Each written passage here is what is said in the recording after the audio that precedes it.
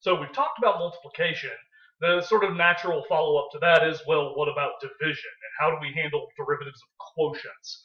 So again, I won't belabor the point with like weird examples, to justify why this formula ends up showing up in the case of quotients, because it's, a little denser than what we just saw.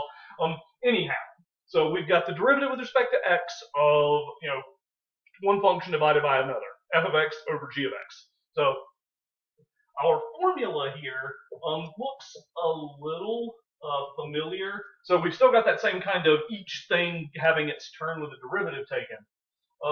But you will notice that instead of having an addition in the middle, now I've got a subtraction.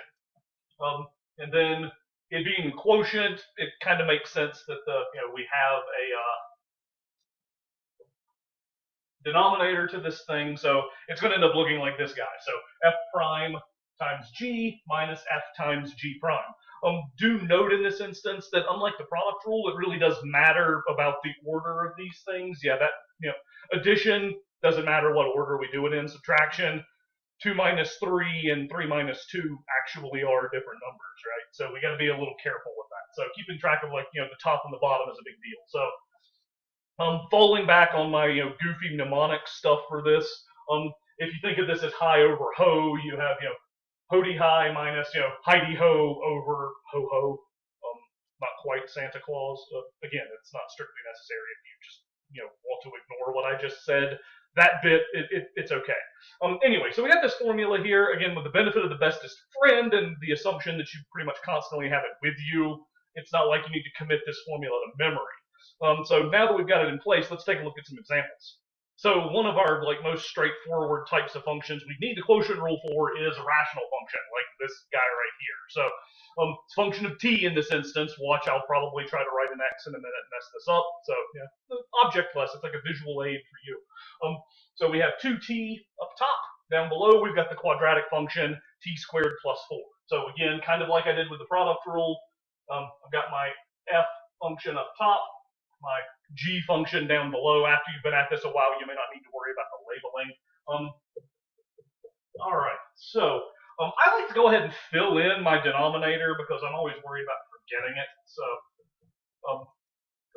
or doing something weird like trying to take a derivative of it. It really is, you just kind of copy g, whatever your denominator was, and then square the result. So we've got t squared plus 4 quantity squared. I wouldn't normally bother with foiling that out. It's okay to leave it in this format, just as a tip. All right. So now we need the derivative of f per our formula. The derivative of 2t is just going to be 2. Then we copy and paste g. So 2 times t squared minus 4. T squared plus 4. That's a plus. I didn't write an x at least, I guess. Anyway. So minus, now I leave f alone, 2t, times the derivative of what's in my denominator, g prime. The derivative of t squared plus 4 is, it's kind of just 2t again, right? Wild. All right, so this is going to be 2t squared plus 8 minus 4t squared.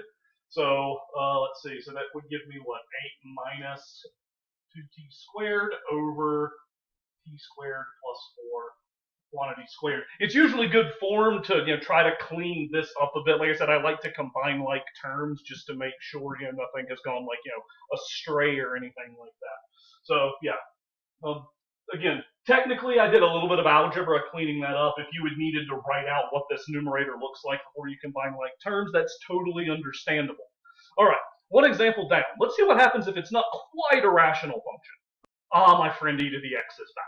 So we have our buddy the exponential function living up in the numerator. Down below, it's like a linear thing, 1 plus x.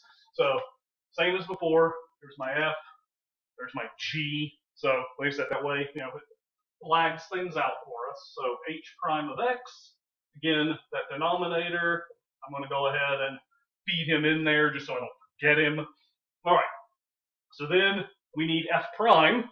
Good news, it's just e to the x again, times my g without a derivative, so e to the x times 1 plus x, minus, now I leave f alone, so e to the x doesn't look like, they both look like I left it alone, but that's the magic of the exponential. Now, what's the derivative of this guy? The good news is it's not too challenging. That's a constant. He goes poof. The derivative of x is just going to be 1. So I'll write it in just to be, like a little, pedantic and make sure you see what's happening. Again, you can clean up the numerator a bit here because you can distribute the e to the x, and obviously that multiplication by 1 isn't going to change a lot. So you have e to the x plus x e to the x minus e to the x. So the term without an x in front of the exponential actually kind of conveniently cancels itself away. So we would just end up with x e to the x over, whoops, that is not right. Make sure not to make that mistake, folks. I would try to wedge a parenthesis in there, but it wouldn't end well. So there we go. So x e to the x over 1 plus x quantity squared. Again, remember, that's not just all of a sudden magically 1 squared plus x squared. That doesn't work algebraically. Okay, so there's a couple of examples down. I want to take a look at another one where we actually dig in and explain why one of our bestest friend formulas ends up working the way it does. All right, you may be saying to yourself, why is Professor Carroll showing us the tangent function? There's no quotient there, or is there? And if you remember your trigonometry, you may end up recalling that if you break this thing down, the tangent function can be represented using sines and cosines. You really only need the 2 trig functions. When I was in your shoes taking Calculus 1, my textbook actually avoided using any trig function except for these 2. It was unusual. Anyway, so now we have an f over a g, just like we've seen before. So again, when we work this thing out using our new buddy, the quotient rule, our denominator squared, it's kind of conventional to write cosine squared of theta when dealing with trig functions. If you had written cosine of theta with brackets or roll parentheses and squared, that's fine. All right. So now we have f prime, the derivative of sine of theta, is cosine of theta times g. He pops up like that. I always do this. I'm surprised it took me this long not to have a long enough division bar. Anyway, minus, now I leave f alone. That's sine of theta. And now I need the derivative of my denominator. The derivative of the cosine function is negative sine of theta. So, all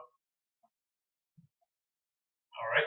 And let me go ahead and get rid of that g just so he doesn't mislead anybody, someone thinking he's an exponent.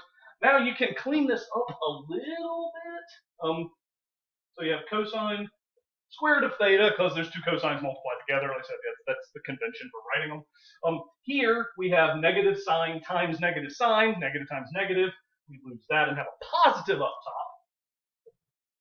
And again, 2 of the same thing multiplied together. It's sine squared of theta over cosine squared of theta. And again, at this point, you may be looking at the formula on your bestest friend sheet and saying, Professor Carroll, that's not what it's showing me. That's true, but that's because we haven't finished cleaning this thing up yet. If you dig way back into your trigonometric memory banks, the cosine squared of something plus the sine squared of that same thing, as it turns out, one of our most important trig identities, we call it the Pythagorean trig identity. This whole numerator is actually just 1. So again, you can poke around and look that guy back up, but so the entire numerator is just simply the constant 1. So we have 1 over cosine of theta, 1 over cosine squared of theta, and then we can pop that guy into the numerator by swapping the cosine into its reciprocal function, that being a secant, and that makes this look a whole lot more like what the bestest friend says, secant squared of theta. So that's that. There's sort of an analogous trick for working out what's happening in the case of the cotangent function. So I'll leave that to you as a problem to check out if you're wanting to sort of reinforce how these things end up working. I did want to take a look at a couple more examples of this stuff in action, kind of when dealing with more applied type scenarios. So brace yourselves, tangent line incoming.